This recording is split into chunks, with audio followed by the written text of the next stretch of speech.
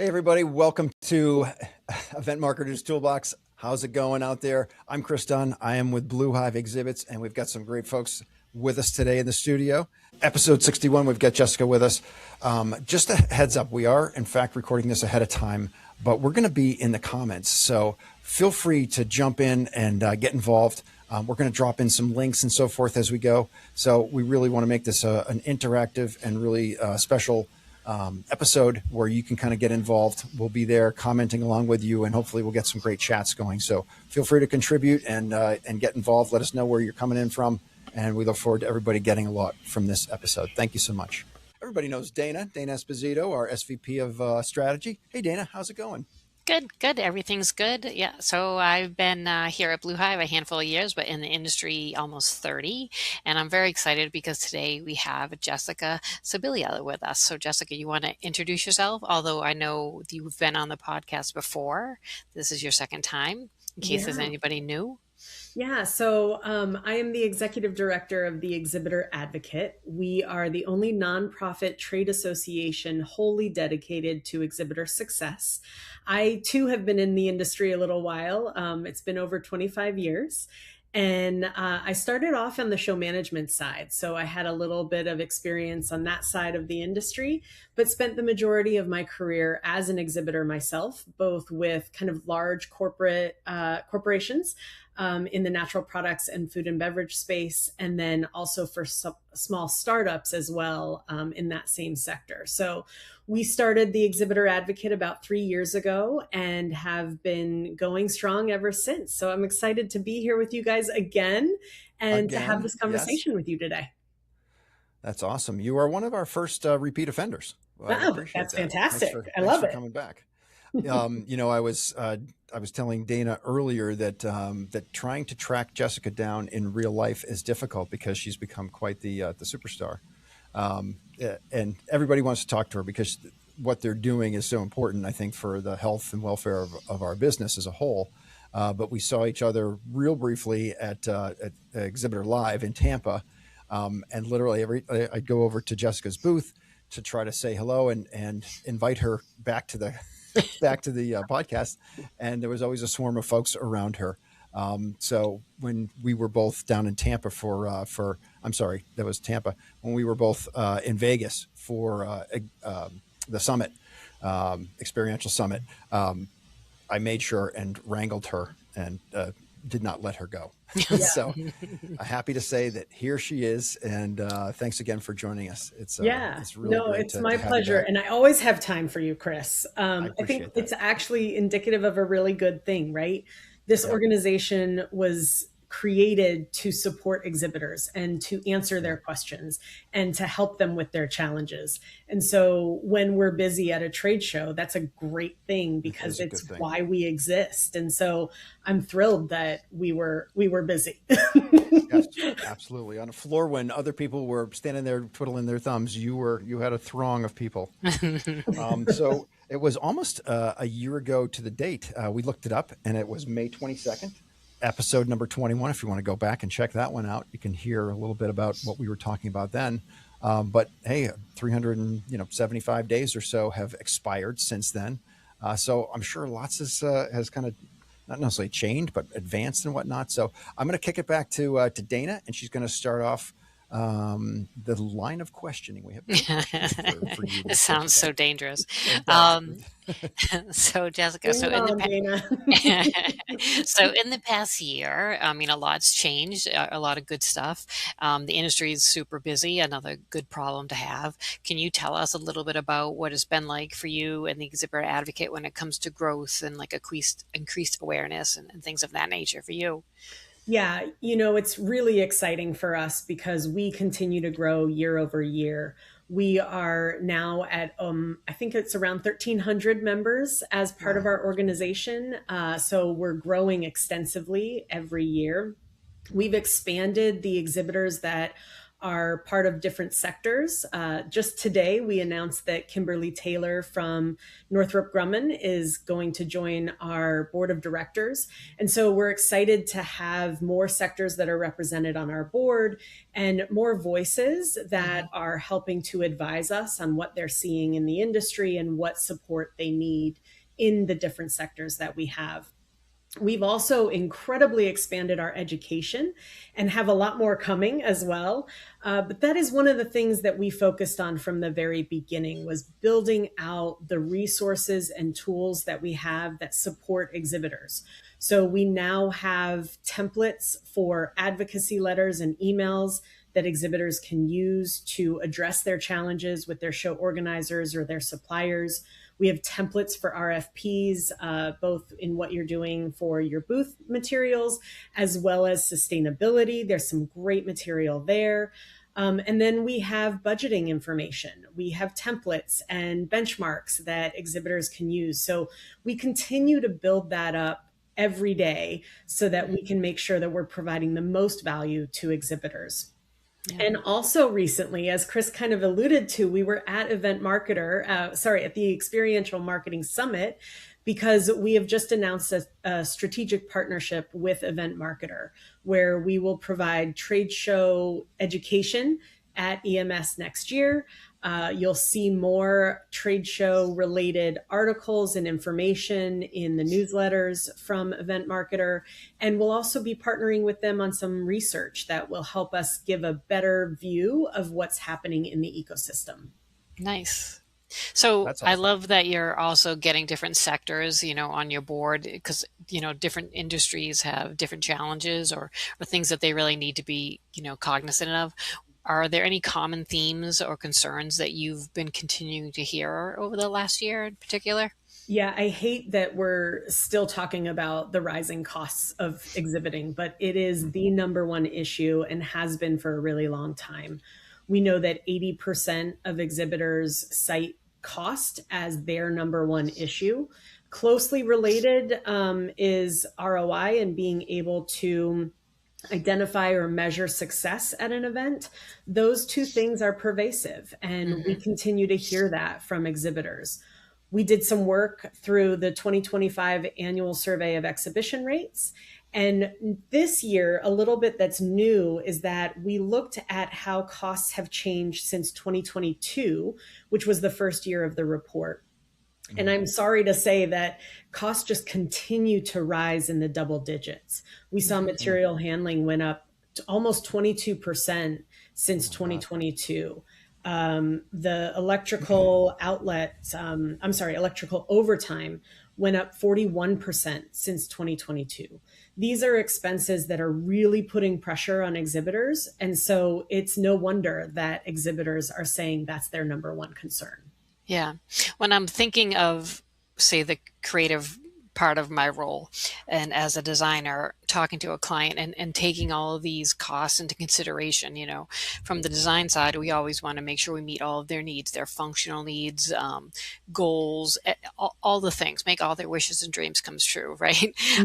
But then there are costs that we can't control, like some of the ones you're talking about that are really more show service related. For me, one of my fears is that it's kind of like a cyclical thing, like a dog biting its own tail, in that if I'm working on a client and I want to make sure they have everything they need to be successful, but because of some of the costs that we can't control, like I can try to make sure like things that we're sending are lightweight, things are going to go together very quickly on show site for labor, being really smart about labor hours. There's all these things that we can and are always cognizant of, right? But the things that we can't control sometimes then hinder some of the other things that the client needs to have a successful show, right? Whether it's because they needed more actual components or more demos, or they actually needed something interactive, an experience, or they needed something that would be able to like collect metrics and data to prove the ROI, right? So for me, it's almost like if the cost hinders some of the proof or some of the success of that, then at some point I'm like, oh, well, then is a client not going to go to the show because the cost hindered them doing it the proper way to be successful, you know? Yeah, our exhibit house partners are in a really tough spot. We have seen from our research that 62% of an exhibitor's budget is on non-revenue generating activities. Yeah. That's show services, shipping, and booth space itself. So when you think about the amount of money that an exhibitor has to put towards the activations that are actually going to drive business for them, it gets tighter and tighter every year. How are you supposed to do something that's going to drive traffic and achieve your objectives when you have less than 40% of your budget to do that? Mm-hmm. And I think exhibitors don't understand where that pressure is coming from. They're going to you guys as their exhibit house partner and saying, I need you to sharpen your pencil. I need you to lower my budgets on these other things so that I can spend more in these areas. And what they don't realize is that they're talking to the wrong party. Where the exhibitor needs to go is to the show organizer, because it is the organizer that is negotiating the rates that exhibitors are paying on show services. And when the show organizer starts negotiating those rates on behalf of the exhibitor, it loosens up the budget so that the exhibitor can bring more products. They can create a more interesting activation in their space. They can spend money to measure their success. And all of that drives opportunity for the attendee as well. So it becomes a win-win-win, but we have to get partnership from the organizer and their suppliers, the general service contractors and show service suppliers, to make that opportunity available to exhibitors. Right. To that point, Dana and I have been working together for 3-4 years, ever since she came on board here. And, let's say a project's on, client's got $100,000 for booth and services. Dana, you and I have talked about this a lot, right? You used to, as a designer, when you're thinking about budget, you used to carve out 30 to 35%, maybe something to that effect, and say, all right, I'm gonna have to, knock that down. Let's say I've got 70, right? If it's a 30% scenario. Jessica, what you've just quoted is 2x that, right? Yeah. So you're talking 60%. So now a flat budget year over year yields an exhibitor potentially somewhere in the neighborhood of $40,000 to $50,000 worth of value of the booth, the actual booth, the activation, the cool stuff, the wow factor, right? The things that are going to stop the attendee and bring them in, because we have to continue to allocate more and more money towards those things that, like you said, non-revenue generating, costs that just are really difficult for us to get our arms around. Yeah, that's right. I think show organizers, especially associations, oftentimes focus on the attendee. They don't focus necessarily on what the exhibitor needs. It's sometimes seen as a benefit for the exhibitor to be there, to have the opportunity, the luxury to be able to talk to the attendee who's there at that conference. We need to shift that mindset. If associations can see exhibitors as their partner in bringing and enticing an attendee to come to the show, because they're not only going to get the education, but they're also going to get to put their hands on products and be able to experience things that will make the event memorable. We have to do that together. And there's a huge opportunity for collaboration when the show organizer is willing to work with their exhibitors. Yeah.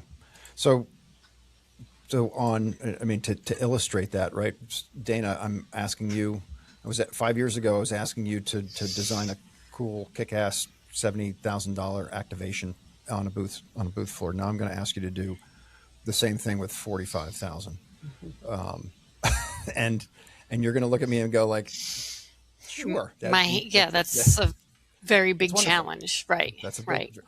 So, and what's happened is that, and listen, anybody who's walked the show floor is absolutely, they've seen this. There's a million metal frame systems out there, not to throw, B-Matrix or AluVision or anything under the bus like that. No, because they're awesome. To build with. Yes. They have allowed us to create a lighter weight, more structural sound skeleton of a booth and cover it with lovely fabric graphics, right? That's all been amazing. But what's happened is with less budgeting, more companies like us, design companies, are really forced to kind of, you know, put somebody in the entry level version of a booth space and dumb down the architecture and the cool factor and the activation, and also just to fit the budget, right? So you end up with a bunch of meh. It's just like there's not anything that really pops. I'm not saying that happens all the time, but in general, right? We can walk around these shows and we can certainly see where the people have had to cut back in order to be there, Yeah. and that downgrades the attendees' experience, right? So, Right. to your point, Jessica, like this is the cycle, right? This whole Yeah. thing is cyclical. An exhibitor has a great show experience when the attendees come in passionate and motivated and excited, which in which case has them recording, you know, their net scores back to the show provider saying this was a freaking fantastic show. Like all of the exhibitors were great. They had some really fun things to do, memorable. I learned things. I networked. I did all the things I wanted to do.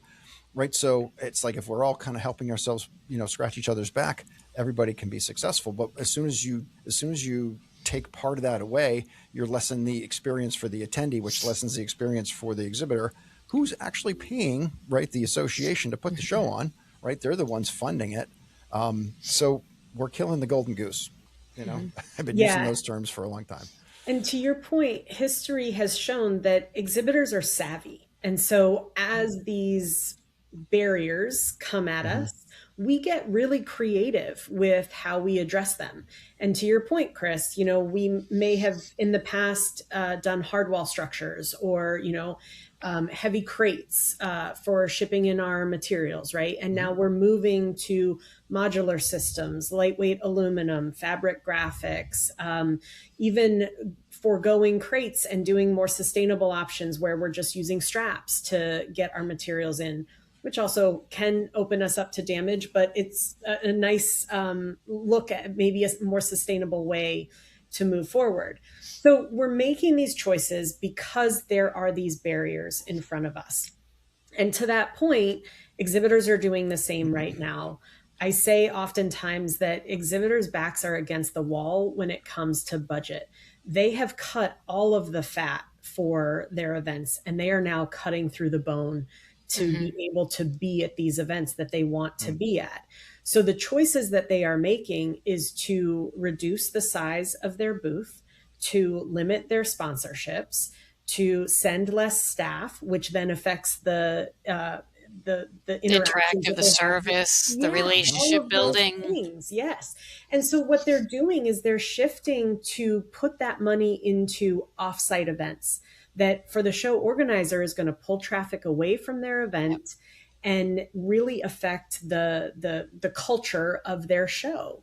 And so it's important for organizers to understand that there is a need that benefits them and their revenue in making sure that exhibitors can stay on the show floor and afford to do the kind of interactions that they want to do.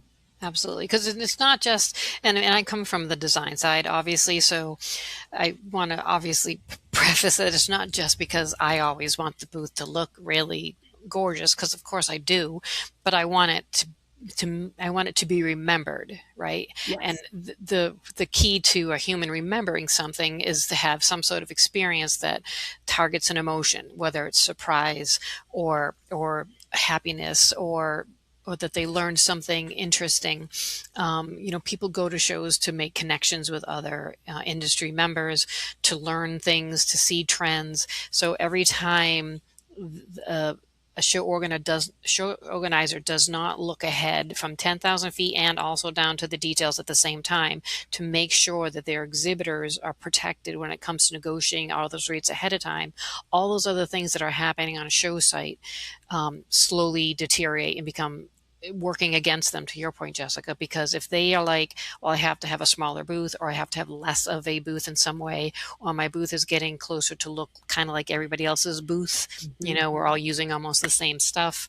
I'm not going to be able to have money in my budget to have something created that's going to be very memorable or educational, or collect data in some way that I can prove my ROI, that proves that the goals we had with the show were met, then they start having off-site things as well. And slowly what happens is a show organizer who has all this good intention is actually their show becomes a show that people aren't going to want to go to as much. They're not going to exhibit at, and then they're also not going to want to attend. And obviously, I am very protective of all of that. So that's why I'm so glad that, the Exhibitor Advocate exists now. I don't know what else people on sort of the provider side like Blue Hive, and there's so many of us in the world that are trying to serve our clients and do it really well. And I think on one hand, a good thing is it's caused us to, like you said, like trim the fat off. Like we've become super strategic and making sure that our pencils are sharp and that we're doing all of the things and lightweight and interactive. We're doing all that. I don't know what else we can do, and I'd love if you have any insight for us or people like us to not just make sure we're serving our client well, but help with shining the light on to the show organizer, like continuing to get their help, because Yeah. we're sort of just in the middle.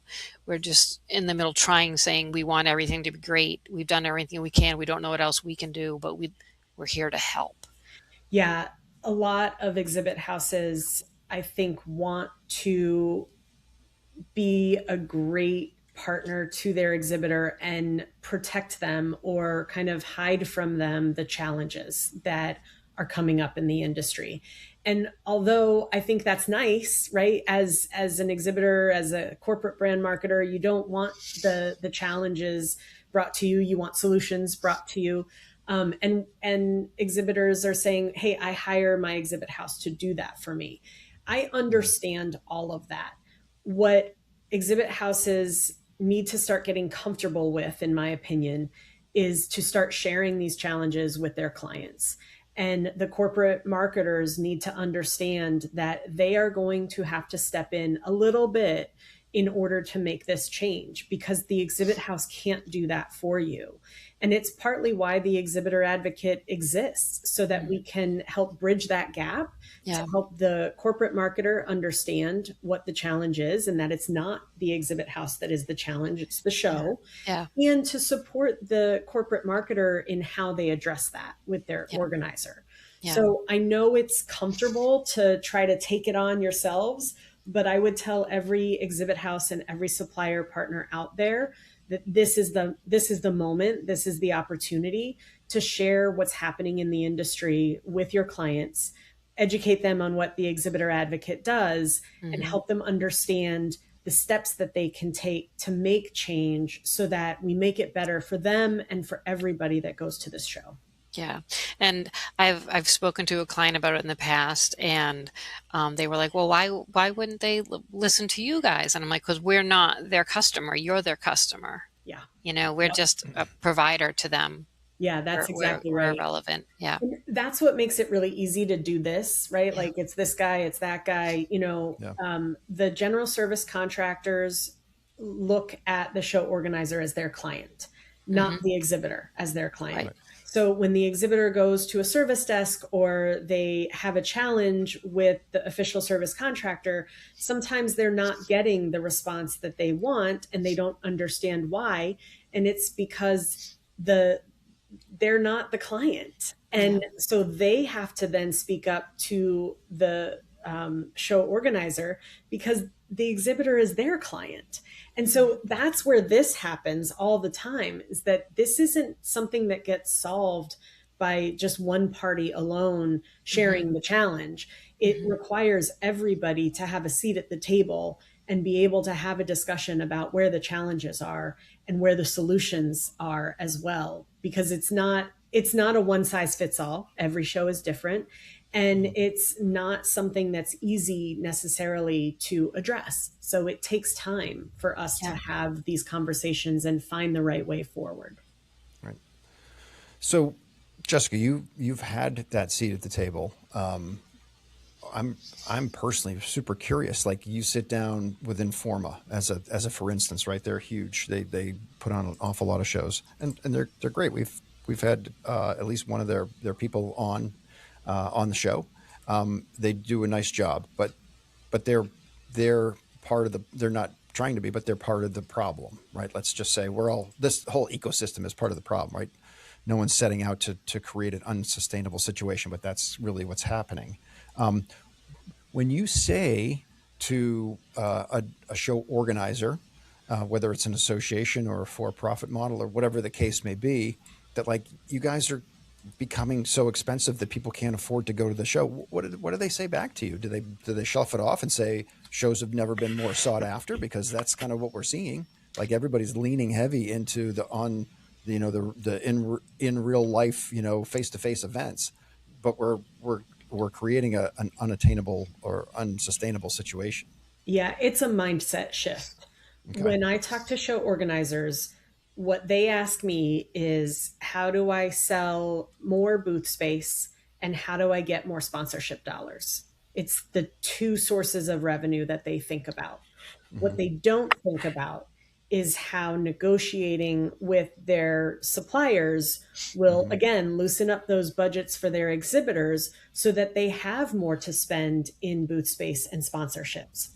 When we talk about the scenario that allows an exhibitor to bring in more product, create better experiences, it blows their mind.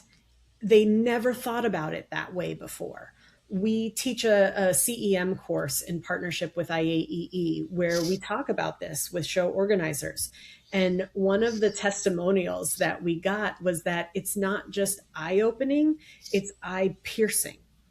If that doesn't tell you that Right. they're like blown away by this idea, I don't know what does. So I don't know how we help more show organizers think about this differently other Mm-hmm. than to keep pressing the issue.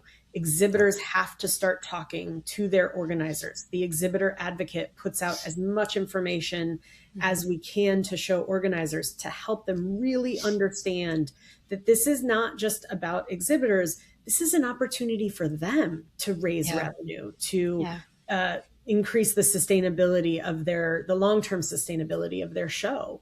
Hmm. That's where the opportunity is. Yeah. What does, like, have you seen some success stories of things that people have worked on and things have shifted? Like, do you have any examples? Yeah, we had one exhibitor come to us and tell us that their material handling charges were exorbitant. They were going to a more expensive city the next year, and they were very concerned that the increase in material handling prices for their current year's show were already significantly high. What was going to Mm-hmm. happen the next year when they go to a more expensive city? So we worked with their show organizer and we did a retail rate analysis in partnership with Trade Show Logic. And we helped the association understand where there was opportunity to address show service costs. And I'm really happy to say that for that next show, they were able to get a decrease in material handling rates by 60%. It Wow. was huge. The challenge is that the following year, they went right back to doing it the way they had before. Hmm. And so exhibitors need to understand that you can't take your foot off the gas. You've Yeah. got to keep pressing the issue.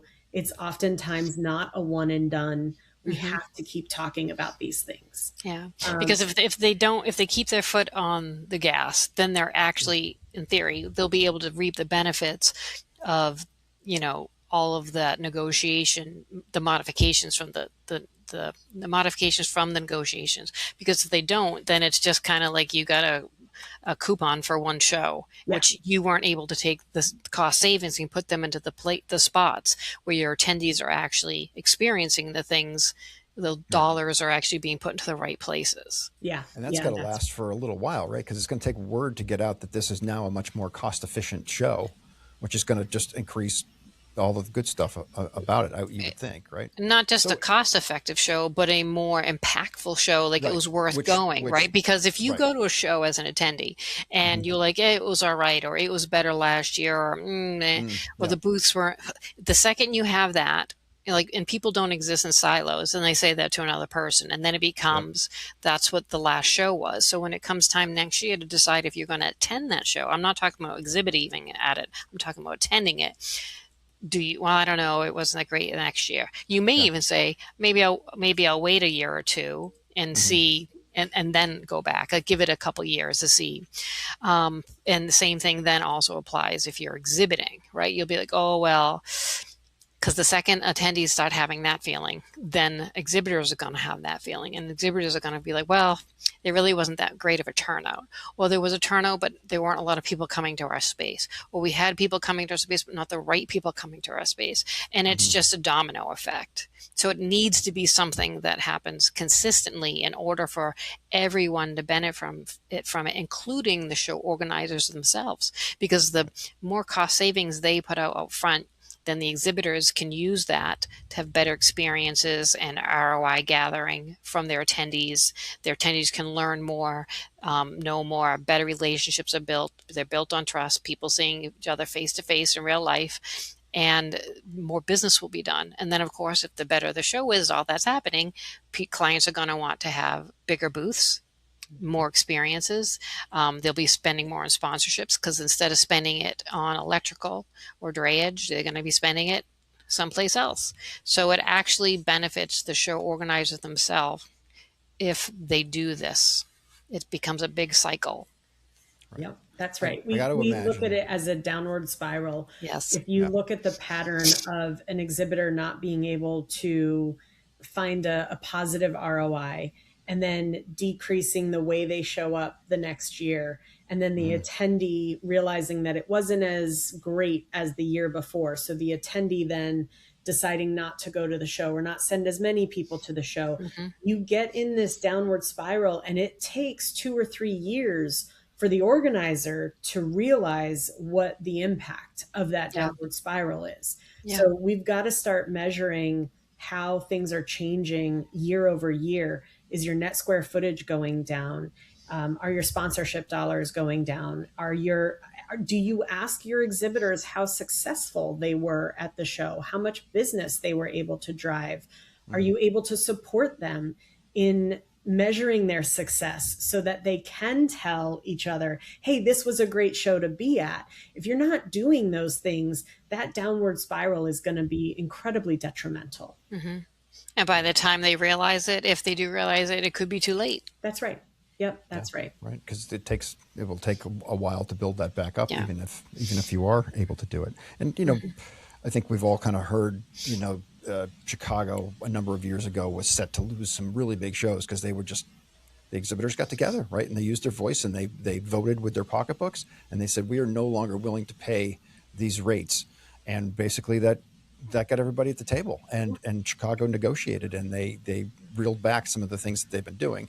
But like you said, if you don't keep your foot on the gas, those things can go backwards. I think some industries and some vertical markets have done a better job advocating based on what they're doing. As for instance, we do a lot of work at IMTS, International Manufacturing, and they're bringing in these massive machines, right? It doesn't take a scientist to look at it and go like, I have got a 40,000 pound machine. I can't charge somebody $200 per hundredweight for that. So we're going to have to create a tiered scenario where we make it more affordable for these people to bring these machines in. Because at the end of the day, you look at that overall show and you're like, that's a win for the city of Chicago, for IMTS, for everybody involved. If you do it and keep it, listen, it's still expensive. Let's not pretend it's not, but make it into something that works. We need, I think, more of those conversations happening where people can come together and everybody can walk away with some sort of a win.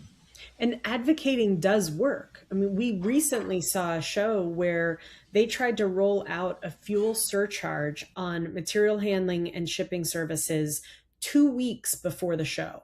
And the exhibitors said, no, absolutely not. We've budgeted for the show. We're planning all of our things. Like we're set and locked in on this. We can't afford a 15% fuel surcharge out of nowhere.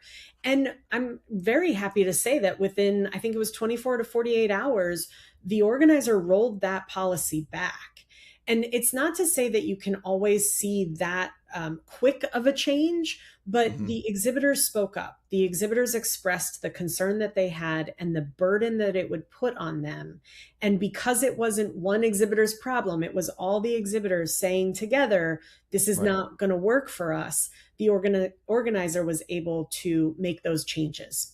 Again, it's not a one size fits all, but we need to start having exhibitors speak up, and we need organizers to start listening to their exhibitors. Yep. Well, it's I guess it's really good to hear that people are doing that, and you guys are part of that solution. Um, Again, I think we touched on it. Really, here we are in the middle of 2026. I keep waiting for the shoe to drop because of the war and the increase in get gas prices, and just costs are so difficult to wrangle, and yet at the same time, companies desire to participate in events and do face to face marketing. I think everybody's doubling down on it because they're tired of not getting results with the promises of everything's AI and everything's digital, and we don't need to talk to people anymore. We can just, let the robots do all the things, right? It's like, thank God we're not there. Yeah. And we still have, the three of us have jobs and many other people in our industry. But things are, always shifting. They'll never stay exactly the same. So this, what do you, I guess, see? We've kind of been talking, and there's a bit of a negative and a frustrating tenor on the conversation. Let's flip that a little bit, right here. Yeah. 35 minutes in, we're gonna put some optimism into this thing. What are you seeing from a positive standpoint? Things that are either have been working, or conversations, maybe associations that hadn't been willing to sit at the table in the past, now they are. Like, Yeah. what can you share there? 2/3 of exhibitors tell us that they still find value in trade shows and events. Okay. That's incredibly positive, and Right. we should be leading with that, right? Yep. It's important, especially in the landscape of AI. Trade shows and events are not going anywhere. We're not seeing the death of this channel. We're seeing a shift, yes, but our marketers want to be face to face. They want to have their customers touch and feel their products. And so I think, especially as AI becomes more pervasive, and perhaps we get to a place where maybe we can't trust what we see anymore, I think being face to face is going to be critical for businesses. Having the opportunity to meet with the staff person, the employee of the company, and not just, to your point, Chris, a robot or a hologram of something, that's going to be critical for building business and building trust and loyalty. So I think although we're in this place where costs are rising and exhibitors are making different choices, I don't think they're choosing to walk away. They're trying to figure out how they make their spend more impactful. And so that's where I think we have a great opportunity to help exhibitors find those ways to bring impact, and they want to bring things that have that pizzazz, and do immersive experiences that are memorable. It's one of the reasons why we partnered with Event Marketer, because when you talk about consumer events or immersive events, that's the pizzazz that I think sometimes we miss in the trade show world. And so bringing those two marketers together, which right now, a lot of times, both of those roles have been combined in companies. So now the one person is tasked with both. I think as we think about new ways, innovative ways to bring the experience to our customers, I think we're going to find some different approaches that are very successful. And so it's a really exciting time to be a part of this channel and have some white space and some opportunity to innovate. Nice. I'm thinking of some examples of shows that have really kind of stepped up. I think they've listened to their clients, and they've changed the way that they go to market, and then what they do. Shop Talk has always done a really great job of creating very engaging spaces. Money 2020 was a show I went to a few years ago. They do an amazing job of creating a show floor where no one really ever leaves, right? There's all the breakout sessions are there, and the speed dating, networking things, and all of those things. And like, everybody's staying around, and the exhibitors get the benefit of it, because it's not like, you get a rush from, 12 to 1 o'clock when people come in for the lunch hour, networking stuff, but then everybody runs back out to the classes, and the exhibit floor is now empty, so I think there's just like all of the different groups that are involved in this can learn from each other and realize that like we got to look at the big picture, the whole ecosystem to understand what everybody needs so we can make this overall experience really impactful for everybody. Yeah, we've seen a lot of show organizers that have really stepped up in this time. They've really stepped up to listen to their exhibitors, to try to understand what the exhibitors need.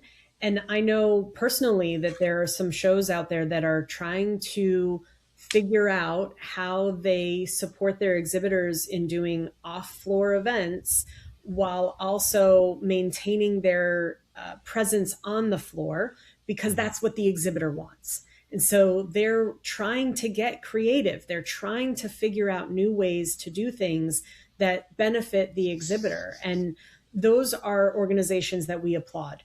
We want every show organizer to have an exhibitor advisory council.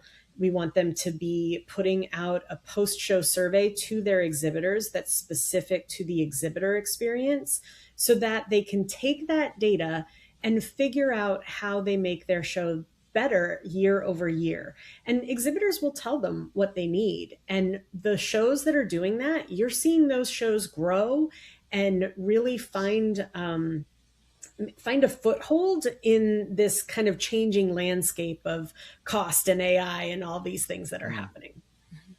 We've touched, well, you had started to say a few of the things that Exhibitor Advocate is specifically creating, like templates and things of that nature, and advice about having boards and things like that. Can you give us a rundown of some of the educational support that Exhibitor Advocate puts out there for its members? Yeah, so we have over 40 free tools for our members.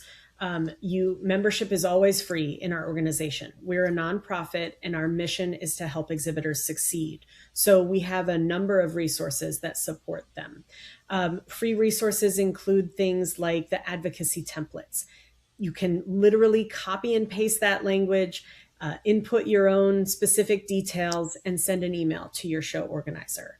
You also have the opportunity to download the Sustainability Sourcing Compass. That gives you RFP language if you want to incorporate sustainability into your program. And then it gives you the contractual language as well. So these are the free resources that are available. We also have a resource specifically for show organizers that helps you ask the right questions in your post-show survey. So you can pull down that information. I believe that's a paid resource. Our paid education for individuals is $2.99 a year. But what you get with that is over 100 resources and tools. The 2025 annual survey of exhibition rates that we just put out, and we have 4 years of that report, will give you benchmarking rates for materials and labor in over 23 cities. And we've done that for the past 4 years. So it's incredibly helpful for exhibitors as they budget for future shows in different cities.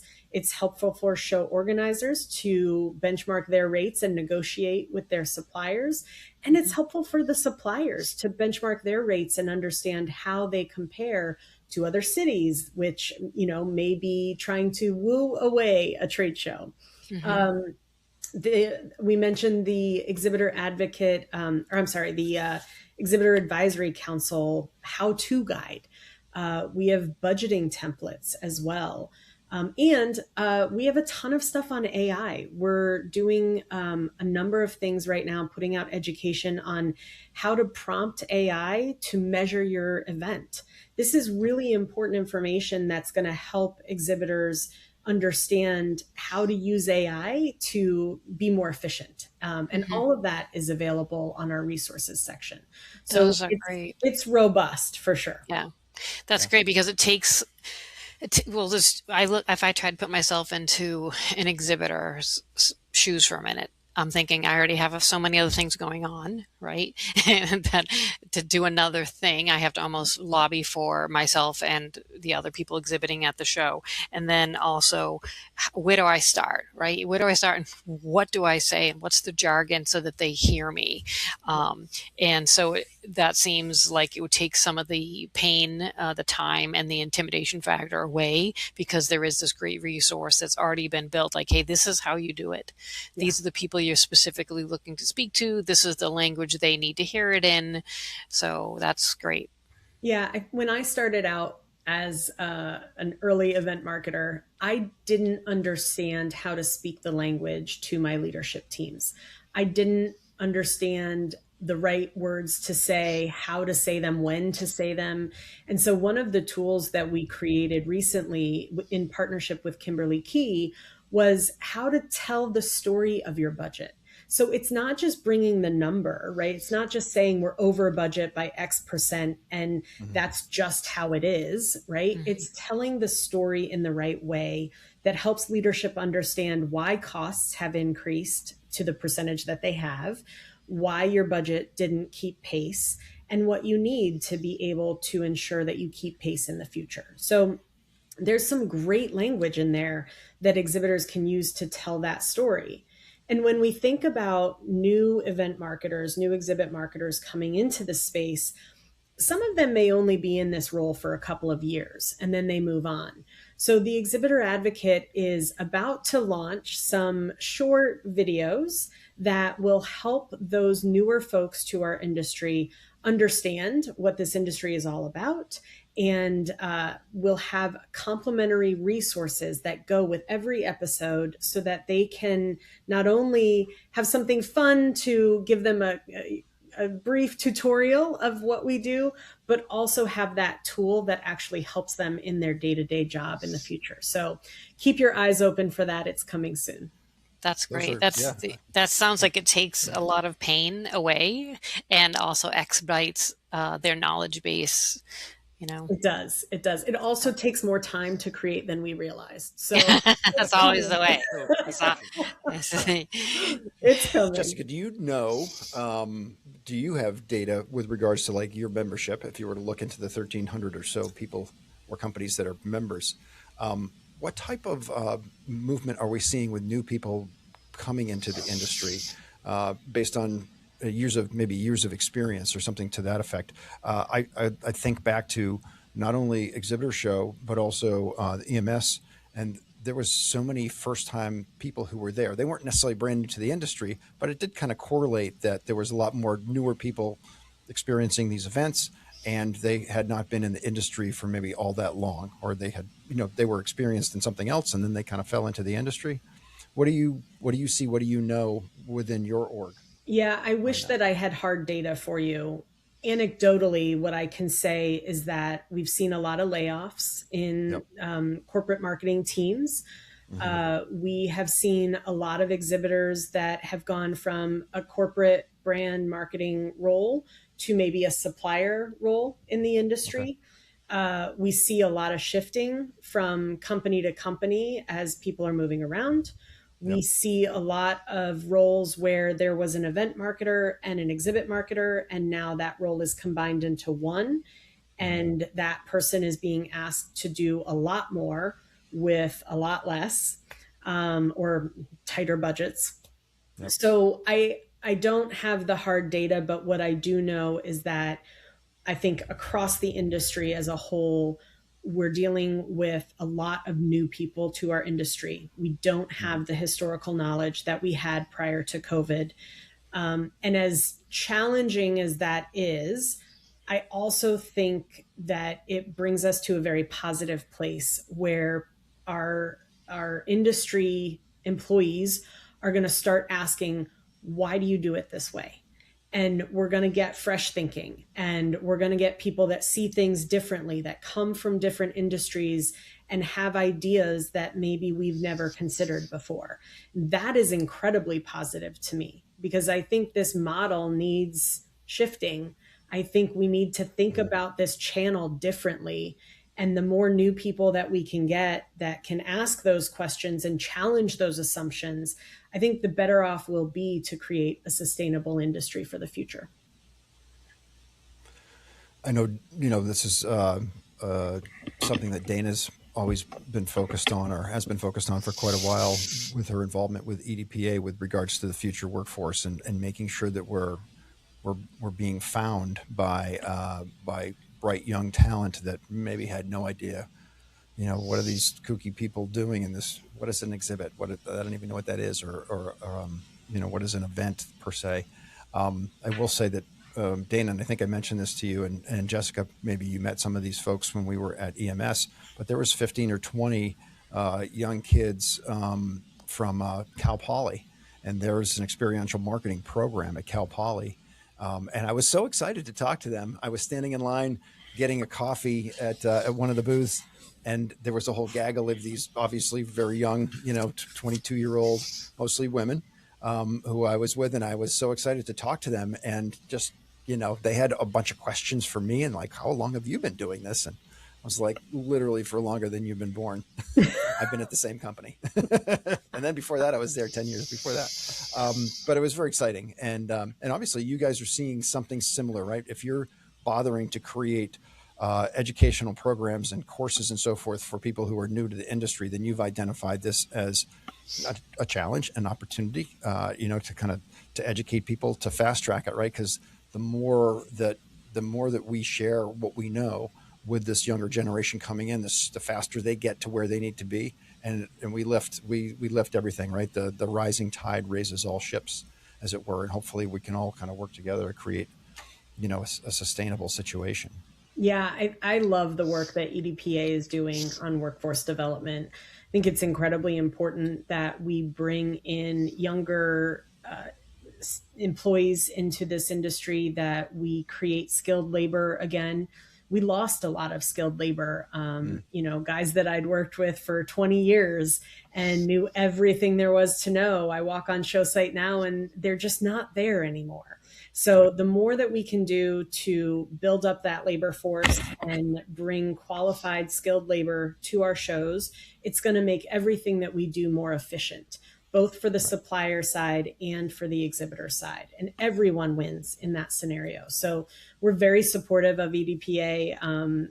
Just think that the world of that organization and everything they're doing to get involved in colleges and universities and grow that program, supporting unions and opportunities for more people to come into the trades and be able to support our industry long term. It's really exciting to see.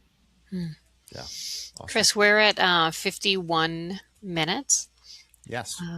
I was just thinking the same thing. So thank you, Dana. We're going to start wrapping it up. And I think, a couple things on my mind. First of all is, Jessica, thank you so much for coming back. I feel like this should be a yearly thing. Like, what you guys are doing is so important. The strides you've made in the last year since we last spoke are tremendous. And I'm sure, let's talk again next year at relatively the same time, and hopefully we'll see even more advances, more growth in the membership of your organization, which just means more people paying attention to, like, we can't just all sit back and go like, well, it is what it is. Shit gets more expensive and we're just going to have to deal with it, right? Like, at some point that just doesn't work anymore. We have to figure out how to make it work better. So 2 things. First of all, how do people get a hold of you? Like, what's the best way to reach you if they want to, chat or reach out? Yeah, the website is exhibitoradvocacy.com. We have a ton of resources there. We have a Get Help link. So if there's something that we can do to help, you let us know. And then you can join us. Membership is always free. Like I said, it's really important that we gather a group of exhibitors and suppliers and show organizers. We have members from all different stakeholder groups, but join us as a member, and then you'll get that information about what's happening in the industry and how we address it together.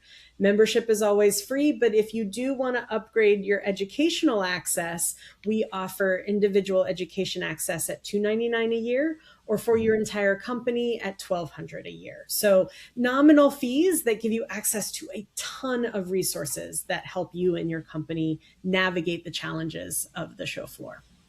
Right, because the more that we all know, the better That's we right. can do. That's right. Perfect. Great. Okay, so now we know how to get a hold of Jessica.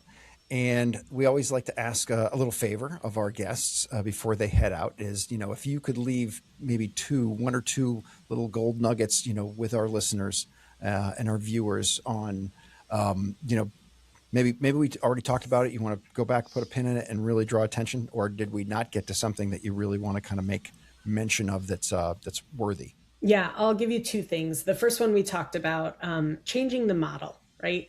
I think Okay. that and it may not be across the board, but I think there's an opportunity for our organizers to look at the financial model of their trade show and think about ways to do it differently. How can we make it more affordable for our exhibitors while also making it still compelling for the suppliers that make the show floor happen? I believe that there's a way to do this differently that works for all the different parties, where we can all still make money because we live in a capitalist society, but yet allows us to make this channel better financially for everybody and more sustainable for everybody. The other thing, the second thing that I think people don't talk about enough, and I think it's going to come up more in the future, is the exhibitor service manual. Exhibitors don't understand all the information that's in there. Oftentimes, not all the information is in that service manual. It's hard to navigate. It's hard to know as an exhibitor all the different things that you have to do. Clicking around, it's easy to miss something.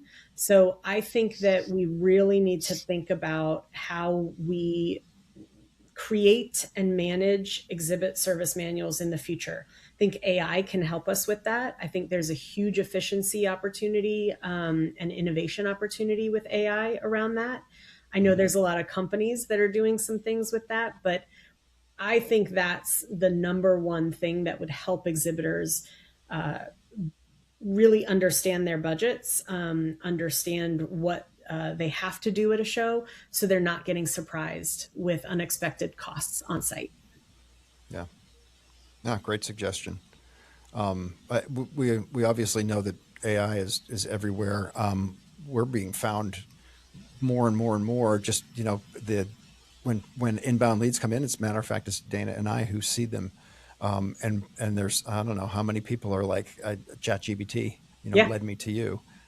So people are using it in many different ways. But it's great that, we've all got to kind of attack this problem and use the resources that we have, the technology and so forth, to try to, figure it out and make it better for everybody.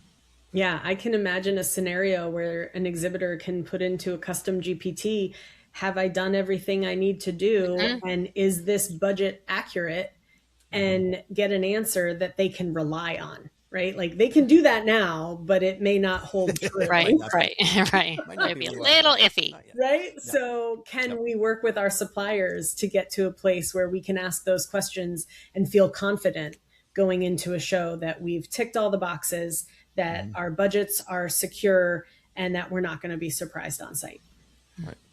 Awesome. Dana especially likes it when they come with a rendering of something they've created in AI and say, "Can you build this?" And you look at it. And it's not It's all this heavy stuff not floating structurally and sound. yeah, but not structurally sound. Yeah. Oh, I think Chris is frozen. We lost Chris. Yep. Well, those, AI is great for bringing in those ideas, I think, for exhibitors, especially that want to play and maybe don't want to spend the time with their supplier partners in all the different ideas that they want to throw into a design. I mean, it's great for inspiration, It is. but, and then you still need, at least for now, you still need a human to figure it out. And especially if you are seeking a rental exhibit from your supplier, they're still going to need to make sure they have all of those components not only existing in their inventory, but available at the time that your show needs to happen. So yeah, it's great for inspiration. I'm sure someday it'll be even better at doing all the things, but Yeah. And Dana, I think that's where you as their strategic partner becomes really important as well. When you can help them understand that it's not just the design, but it's how the interaction happens and how you drive business from that interaction. That's the benefit of working with a strategic partner like Blue Hive, instead of just relying on AI to be that that inspiration for your design. Hi, Chris, welcome back. Yeah, because we want to know, and trust me, I want the design to look gorgeous. I literally want the design to stop people in the track, but I also still want people to be compelled to go into that space and learn something. I want there to be a long-term relationship that's built because they had an interaction at that exhibit. So, we're going to ask all those questions about, well, who are you speaking to at the show? Because it may be different at this show versus their next show. Maybe doctors at one show, might be nurses the next show. So that message, even if it's the same message, the delivery of that message might change. So there's so many things, other questions beyond plugging something into AI. And so I'm glad we're still able to be those detectives to help the clients be really happy and successful. It's a valuable Nice. service. Yeah. Nice to see you, Chris. Awesome. Yeah, it's nice to be back. Thank you very much. I'm glad that technology had an opportunity to fail us again before the show actually ended. So all good there. Let's wrap it up. Let's say thank you very much, but don't leave because I want to try something else also. So thanks, Dana, for joining us. Jessica, always a pleasure. Thank you for sharing everything that you know, and you guys are doing the Lord's work here. So with regards to, helping our industry kind of move forward. So appreciate all of your efforts. Everybody get a hold of Jessica, get a hold of the Exhibitor Advocate, reach out, become a member. Like, this is important stuff, and it's only going to benefit you and help you guys, get a bigger bang for your buck at the shows you guys want to go to. So appreciate that. Everybody have a great rest of your day and rest of your week, and happy eventing, everybody. Take care. Thanks so much, you guys. It was a pleasure being here.